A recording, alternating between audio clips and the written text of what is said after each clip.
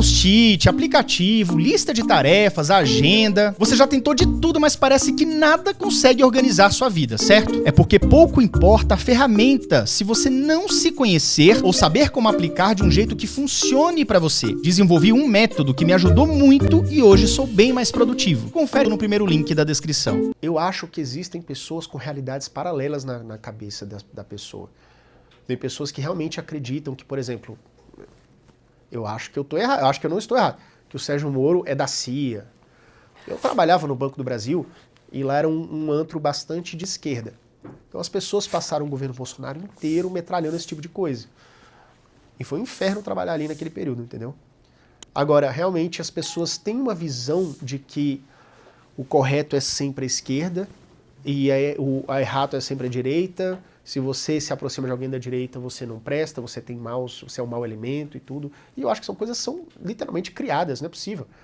Pessoas que param de falar com você porque você votou em 18 no Bolsonaro, por exemplo. Cara, você tem que parar de falar com metade do Brasil. Não faz sentido, até com pessoas da sua família. Tá errado isso, né, Fainara? Eu concordo, com certeza. Eu acho que assim, e aí justamente nesse ponto é onde as conversas estão se perdendo. Porque, ao meu ver, não faz nem sentido assim, eu perder a admiração numa pessoa por ela apenas discordar comigo politicamente. Poxa, se for nesse contexto que a gente tem que viver, a nossa bolha de convívio vai ser tão pequena e vai ser tão assim, mirrada. Porque a gente não vai nem conseguir ampliar o debate. E aí vive cada um no seu mundo, cada um na sua bolha, porque eu não converso com aquela pessoa porque ela é fascista, porque ela é de extrema direita. Ah, mas o extrema esquerda também, eu acho que não faz sentido. Não faz sentido isso. E esse ponto parte muito mais da esquerda, porque eles se fecham no mundo, eles criam uma narrativa para te colocar como um opositor, para te colocar como uma pessoa que não presta, que não tem os seus valores, os seus princípios, e que apenas as ideias deles fazem sentido e que apenas eles são pessoas propícias para estar na política. Isso, ao meu ver, também não faz o menor sentido. Por exemplo, eu também vi assim como a vitória do Bolsonaro em 18, que criou um histerismo em boa parte do espectro da esquerda,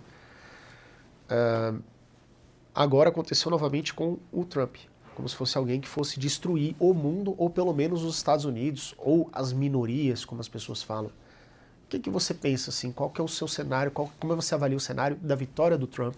O que isso significa para a direita mundial e para a esquerda também? Como é que você avalia isso? Então, é importante a gente entender esse contexto, né? Como eu já disse no início do podcast, a direita ela está tendo uma ascensão política. A gente consegue ver isso nitidamente aqui na América. Nós tivemos aí a vitória do Javier Milei na Argentina, agora tivemos a vitória do Trump nos Estados Unidos e, consequentemente, em 2026 a gente vai ter uma vitória política da direita no Brasil. Eu acho que isso é fato, é claro. E aí, claro, a esquerda fica com medo. Mas por quê? Se a gente olha no contexto de Brasil, Yuri, eu tenho 30 anos. Basicamente, 20 anos da minha vida eu vivi num governo de esquerda. No Brasil. Então a gente sempre viveu isso. Aí agora que a gente está tendo... A gente só enxerga isso. Essa é a nossa realidade. Isso. Exatamente. São 20 anos de uma realidade. Cara, e 20 anos, uma galera que nasceu nos anos 90 pra cá, cara, sinceramente, metade da população quase só conhece o governo de esquerda. Exatamente. Mas aí quando a gente olha para a entrega, o que esses quase 20 anos de governo de esquerda entregou para o Brasil? A gente está falando de um país com 300 milhões de habitantes que a metade não tem saneamento básico. Saneamento básico, assim, de fato, é básico. Porque uma pessoa sem saneamento básico, ela consequentemente vai ter mais doença, ela não vai conseguir adentrar ao mercado de trabalho e ela não vai conseguir ter um convívio social com outras pessoas. E aí isso reflete outros problemas. Por quê? Se ela fica doente, isso reflete no SUS. Se ela não consegue... Na minha cidade, por exemplo, a gente teve um caso muito interessante. Eu fiz um estudo sobre saneamento básico lá e como que ele afetava o SUS. E aí, nesse contexto, a gente descobriu que tinha também evasão escolar, porque as crianças que não tinham saneamento básico em casa não conseguiam chegar até a escola. Ou porque iam sujas, enfim. Ou porque adoeciam. E aí isso fazia com que tinha invasão escolar. Então a gente verte para um outro problema, que é a educação. Nossa, então, ou seja, coisas básicas que às vezes o governo não está dando prioridade, vai impactar em vários outros pontos. E aí, a gente teve, né, o Marco Legal do Saneamento Básico, que foi no governo Bolsonaro. E a esquerda toda raivosa com esse projeto. Mas assim, apenas por discordar da privatização. Mas se agora a gente olha os dados... Ou seja, que seja estatal mesmo sem saneamento. O que importa é que seja estatal. Não faz sentido para mim. Não faz sentido, porque o serviço público, né, que eles adoram defender, não está sendo disponibilizado. E a gente olha em todos os contextos, a gente olha o SUS, tem problema. Eu não vou dizer que a gente assim vai chegar num modelo ideal, com certeza não, mas o mínimo tem que ser entregue. O Brasil, num ranking de 30 países, com a entrega de impostos, por exemplo, está em última posição. E a gente paga tanto imposto, né? A gente não tem retorno disso. Por quê? Por que isso acontece? Onde que o dinheiro está ficando? Sabe? Essa é a pergunta. Eu não entendo isso. Está tendo rombo nas contas com aumento de imposto. Bolsonaro enfrentou uma crise e nós vimos que ele entregou o governo no azul.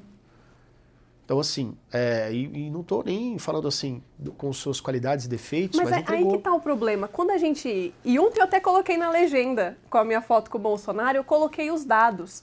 Mas isso automaticamente, por a pessoa discordar de alguma fala dele, e eu também não concordo com tudo que ele já disse, Sim. Acho que é normal, absolutamente normal.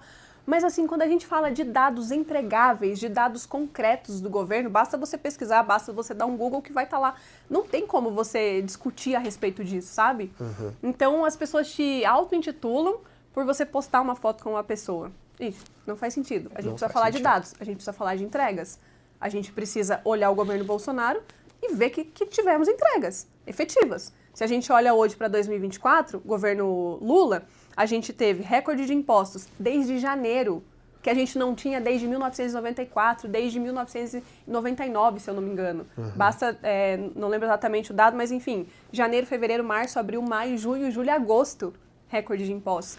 Dia 1º de novembro, semana passada, a gente bateu a marca de 3 trilhões de impostos pagados em 2024. Não acabou. A gente bateu o recorde do ano passado em menos tempo. E onde que está indo esse dinheiro? Entendeu? Os gastos do governo são muito altos. E aí a população que está lá na ponta, aquelas pessoas mais simples, que precisam do serviço público, porque sim, tem que ser disponibilizado, saúde, segurança, educação, não chega. Onde que ficou retido? Onde que está o dinheiro? Se arrecada tanto... Para onde está indo? Para onde vai? Para onde que está indo essa alocação, né? Cara, que legal. Olha só, uma coisa interessante que eu vejo nisso daqui é o seguinte. O Bolsonaro falava muito sobre a curva de Laffer.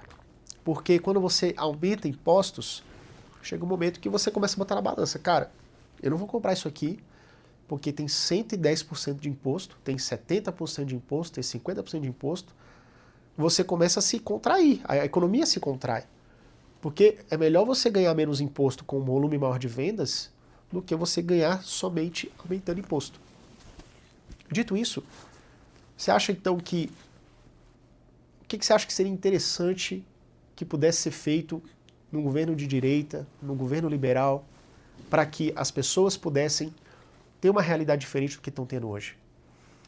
Bom, acho que O Clube TDAH em Ação tem tudo o que você precisa por um preço super acessível. Engajamento, foco, ferramentas importantes, motivação, amizades e família. Além de aulas completas de como você pode se dar bem no mercado de trabalho, mesmo tendo TDAH. Fora as aulas completas sobre medicamentos com os especialistas do clube. Conheça o clube no link da descrição.